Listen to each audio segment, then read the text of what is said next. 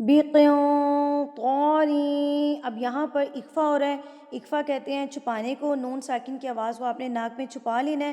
کب چھپانا ہے؟ جب نون ساکن کے بعد حروف اخفا میں سے کوئی حرف آ جائے. اور آگے یہاں پر ادغام ہو رہا ہے. ادغام کہتے ہیں ملانے کو. کس کو ملانے کو؟ دو زیر کو یا سے جب آپ ملائیں گے تو غنہ کے ساتھ ملائیں گے تو اس کو ہم کہیں گے ادغام مع الغنہ. تو آپ اس کو غنہ کر کے ملائیں گے. مقنطاری یؤدیہ. السلام علیکم ورحمۃ اللہ وبرکاتہ. تجوید القرآن کلاس میں آپ کا خیر مقدم ہے. قرآن کلاس میں آج کا ہمارا سبق ہے سبق نمبر 21، پارہ نمبر 3، سورہ آل عمران، آیت نمبر 75. سبق کا آغاز کرتے ہیں. اعوذ باللہ من الشیطان الرجیم، بسم اللہ الرحمن الرحیم. وَمِنْ اہل الکتاب، من پہ اظہار ہو رہا ہے. نون ساکن اور نون تنوین کے قواعد کتنے ہیں؟ 4 ہیں. کون کون سے؟ اظہار، ادغام، اخفا اور اقلاب. تو یہاں پر میں سب سے پہلے اظہار بتاؤں گی. اظہار کہتے ہیں ظاہر کرنے کو. کس کو ظاہر کرنے کو؟ نون ساکن یا تنوین کی آواز کو ظاہر کرنے کو. یعنی کہ آپ نے صرف اس کو بتانا ہے کہ یہاں پر نون ساکن موجود ہے، نہ کہ آپ نے اس کو غنہ کر کے پڑھنا ہے. من، یہ جو ناک میں آواز چلے گی اس کو غنہ کہتے ہیں. میوں، یہ جو میں نے ناک میں چھپا لیا اس کو اخفا کہتے ہیں. تو آپ نے کیا کرنا ہے؟ نہ تو آپ نے اس کو ناک میں چھپانا ہے اور نہ آپ نے اس کو غنہ کر کے پڑھنا ہے. آپ نے اس کو فوری سے پڑھنا ہے. وَمِنْ أَهْلِ الْكِتَابِ. اور آپ نے اظہار کب کرنا ہے؟ جب حروف حلقی میں سے کوئی حرف آ جائے. کس کے بعد؟ نون ساکن اور تنوین کے بعد. تنوین کس کو کہتے ہیں؟ 2 زبر، 2 زیر اور 2 پیش کو تنوین کہا جاتا ہے. اگر نون ساکن اور تنوین کے بعد حروف حلقی میں سے کوئی حرف آ جائے، یعنی کہ حمزہ ہا، عین ہا، غین خا، یہ 6 حروف حلقی کہلاتے ہیں. اگر نون ساکن اور تنوین کے بعد حروف حلقی میں سے کوئی حرف آ جائے تو وہاں پر نون کی آواز کو یا تنوین کی آواز کو ظاہر کر کے پڑھا جاتا ہے. وَمِنْ أَهْلِ الْكِتَابِ. من ان، اب یہاں پر بھی سیم نون ساکن کے بعد حمزہ آ گیا ہے. یاد رکھیں کہ جس الف کے اوپر زبر زیر پیش کی علامت ہوتی ہے وہ الف نہیں کہلاتا، وہ حمزہ بن جاتا ہے. سو نون ساکن کے بعد یہاں پر حمزہ آ گیا تو یہاں پر ہم نے اظہار کرنا ہے. من. دوسرا رول ہے اخفا. نون ساکن اور تنوین کا دوسرا قاعدہ ہے اخفا. اخفا کس کو کہتے ہیں؟ اخفا کہتے ہیں چھپانے کو. کس کو چھپانا ہے؟ ظاہر کیا تھا. کس کو ظاہر کیا تھا ہم نے؟ نون ساکن اور تنوین کو. تو اسی کا رول کو پڑھ رہے ہیں. تو کس کو چھپانا؟ نون ساکن اور تنوین کو. اخفا کہتے ہیں چھپانے کو. نون ساکن اور تنوین کے بعد اگر حروف اخفا میں سے کوئی حرف آ جائے تو نون ساکن اور تنوین کی آواز کو آپ ناک میں چھپا لیں گے. کس طرح چھپائیں گے؟ کہ آپ نے جب نون پڑھتے ہیں تو آپ کی زبان کا کونا جو ہے وہ اوپر جا کے لگتا ہے. تو اخفا کرتے وقت آپ نے اپنی زبان کے کونے کے اوپر ٹچ نہیں ہونے دینا اور آپ نے اس کو ان نون کی آواز کو چھپا کے ادائیگی اس کی کرنی ہے. ان نہیں بول رہی میں، ان نہیں کہہ رہی میں. تأمنہ. اب یہاں پر دیکھیں آپ تا پہ یہاں پر جزم آ گئی ہے حمزہ کے اوپر. جب حمزہ کے اوپر اس طرح کی علامت آ جائے، یعنی کہ آپ کے پاس حمزہ، یہ الف نہیں ہے یہ حمزہ ہے نا، تو اگر حمزہ کے اوپر آپ کو یہ والی علامت نظر آ جائے دونوں صورتوں میں تو آپ نے اس حرف کو جھٹکا دے کے پڑھنا ہوتا ہے. تأمنہ، تأمنہ. ٹھیک ہے، یہاں پر بھی اظہار ہو رہا ہے. منہ فوری سے ادائیگی کر دینی ہے کیونکہ حروف حلقی میں سے یہاں پر ہا آ گیا. اب حروف اخفا کتنے ہیں؟ حروف اخفا 15 ہیں. کون کون سے؟ پہلے آپ الف اور با کو نکال دیں. حروف یرملون، یا، را، میم، لام، واو، نون کو نکال دیں اور آپ حروف حلقی کو بھی نکال دیں تو باقی جو حروف بچیں گے وہ حروف اخفا کہلائیں گے. تو یہاں پر حروف اخفا کا تا آ گیا تھا یہاں پر، اس لیے ہم نے یہاں پر کیا کیا؟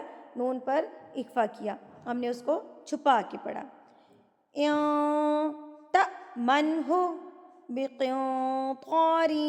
اب یہاں پر بھی ہمارے پاس نون ساکن آ گیا, نون ساکن کے بعد تو آ گیا ہے, تو تو ہیوی لیٹرز میں سے ہے, موٹے حروف میں سے ہے, اس لیے آپ نے یہاں پر ہیوی اکفا کرنا ہے, یعنی کہ موٹا اکفا کرنا ہے. قیوں, ہونٹوں کو تھوڑا سا گلائی کی طرف لے آئیں گے آپ, ہیوی کر لیں گے تو یہاں پر ہیوی اکفا ہوگا. قیوں قوری. اگلا رول ہے ہمارے پاس ادغام. نون ساکن اور نون تنوین کے جو تنوین کا قاعدہ ہے, تیسرا قاعدہ ہے ادغام. ادغام کہتے ہیں ملانے کو, اظہار کہتے تھے ظاہر کرنے کو, اخفا کہتے تھے چھپانے کو, اور ادغام کہتے ہیں ملانے کو. کس کو ملانا ہے؟ نون ساکن یا تنوین کو حروف یرملون سے ملانا ہے. حروف یرملون کون کون سی ہیں؟ یرملون, یا را میم یرملون, لام واو نون, جو بولنے میں ہے وہی حروف یرملون ہے, یا را میم لام واو نون. اگر تنوین اور نون ساکن کے بعد حروف یرملون میں سے کوئی حرف آ جائے تو آپ نے وہاں پر ادغام کرنا ہے, یعنی کہ اس کو ملا کے پڑھنا ہے. اب یہاں پر آپ نے کیا کرنا ہے کہ ادغام مع الغنہ اور ادغام بلا غنہ کو سمجھنا ہے. ادغام مع الغنہ, ادغام کا مطلب ملانا, مع کا مطلب ساتھ, اور غنہ کا مطلب غنہ کے ساتھ. ادغام یعنی کہ غنہ کے ساتھ آپ نے ملانا ہے. کب؟ جب یرملون میں سے یا, میم, واو اور نون ہوں گے تو ادغام مع الغنہ ہوگا, اور اگر لام اور را ہوں گے تو ادغام بلا غنہ ہوگا. یہاں پر ہمارے پاس مثال ہے ادغام مع الغنہ, تو یہاں پر اس کو سمجھیے گا, آگے بلا غنہ بھی میں سمجھا دوں گی. بقیطاری, ناک میں آپ آواز لے گئے, ری ری, ادغام مع الغنہ, ناک میں آواز چلے گی. ری یؤدیہ, یہاں پر دیکھیں. اچھا یہاں پر بہت سارے میرے اسٹوڈنٹ جو ہے نا وہ کنفیوز ہو جاتے ہیں کہ یہ کیا ہے, یہاں پر ہم کیا پڑھیں. تو دیکھیے جیسے حروف تہجی کے باقی حروف ہیں نا, الف با تا ثا جیم ہا خا, اسی طرح یہ حمزہ بھی ایک حرف ہے حروف تہجی کا. مفردات میں یہ حمزہ بھی ایک حرف ہے, تو اس کو بھی پڑھنا ہوتا ہے آپ نے, ٹھیک ہے. یہ نیچے والا واو جو ہے یہ سائلنٹ ہے, زبر زیر پیش جس کے اوپر ہوتی ہے اسی کو پڑھنا ہوتا ہے. اب یہاں پر حمزہ کے اوپر زبر ہے نا, تو آپ حمزہ کو دال سے ملائیں گے. اب اس واو پہ کنفیوز نہیں ہو جانا کہ واو کیا ہے. اس واو کے اوپر حمزہ ہے, اور حمزہ کے اوپر جو زبر زیر پیش بنی ہوئی ہے آپ نے اس کی ادائیگی کرنی ہے. تو اس کو پڑھیں گے یؤدیہ, یہ ہے چھوٹی مد. مد منفصل جس کو چھوٹی مد کہتے ہیں, اس کو آپ نے 3 یا 5 حرکات کے برابر کھینچ کے پڑھنا ہوتا ہے. اس کی پہچان ہوتی ہے اس حمزہ سے. اگر اس مد کے بعد آپ کے پاس یہ والا حمزہ موجود ہو تو اس کا مطلب ہے یہ چھوٹی مد ہے. مد منفصل, اس کو آپ نے 3 حرکات یا 5 حرکات کے برابر کھینچ کے یعنی کہ لمبا کر کے پڑھنا ہے. یؤدیہ الیک. اب سوال یہ ہے کہ ہم حرکات کیسے کاؤنٹ کریں گے. میں نے کہا 3 یا 5, تو اپنے ہاتھ کی 3 انگلیوں کو بند کر لیجئے اور اس کو ساتھ ساتھ کھولتے جائیے, ساتھ ساتھ پڑھتے جائیے. یؤدیہ, ٹھیک ہے, ساتھ ساتھ انگلیوں کو کھولتے جائیے. تو اتنا لمبا آپ نے کرنا جتنا آپ کو ٹائم انگلیاں کھولنے میں لگے گا. یؤدیہ الیک. ومنہم, میم مشدد, یہاں پر میم ساکن کا قاعدہ ہے. دیکھیں میم ساکن کے بعد اگر میم آ جائے تو وہاں پر ہم غنہ کر کے پڑھیں گے. یعنی کہ یہاں پر میم آپ اس طرح یاد کر سکتے ہیں اس کو کہ میم مشدد پر آپ نے غنہ کرنا ہے لازمی. تو آپ اس پہ ومنہم, اس کو غنہ کہتے ہیں. ناک میں بن بناہٹ جو ہو رہی ہے نا, اس کو غنہ کہتے ہیں. ومنہم من, یہاں پر اظہار اور یہاں پر اخفا, ٹھیک ہے. من کے بعد حمزہ ہے نا, تو اس کا مطلب ہے یہاں پر ہم نے اظہار کرنا ہے, اور اس نون ساکن کے بعد تا ہے تو اس کا مطلب ہے یہاں پر ہم نے اخفا کرنا ہے. یہاں پر نون ساکن کے بعد حمزہ ہے تو اظہار ہو رہا ہے, یہاں پر نون ساکن کے بعد تا ہے تو اخفا ہو رہا ہے, یعنی کہ چھپا کے پڑھنا ہے. یہاں پر ظاہر کریں گے اور یہاں پر چھپا کے پڑھیں گے. من تأمنہ بدینار اللہ, بدی, دی, یا ساکن سے پہلے اگر زیر ہو, یا ساکن سے پہلے اگر زیر ہو تو یہ یا مدہ کہلاتا ہے. اس کو آپ نے ایک حرکت کے برابر کھینچ کے پڑھنا تھا. کس کو؟ جس حرف کے نیچے زیر ہوگی. اگر زیر والے حرف کے بعد آپ کو یا دکھ گئی ہے, یا ساکن دکھ گئی ہے, تو اس کا مطلب آپ نے اس کو ایک حرکت کے برابر لمبا کر کے پڑھنا ہے. دی, نا, نا کے بعد دیکھیں نا کے اوپر زبر ہے زبر کے بعد الف آ گیا. 3 حروف یاد کر لیجئے. الف واو یا 3 حروف. الف سے پہلے اگر زبر ہو جیسے کہ نون کے اوپر زبر ہے تو آپ نے نون کو لمبا کر دینا ہے.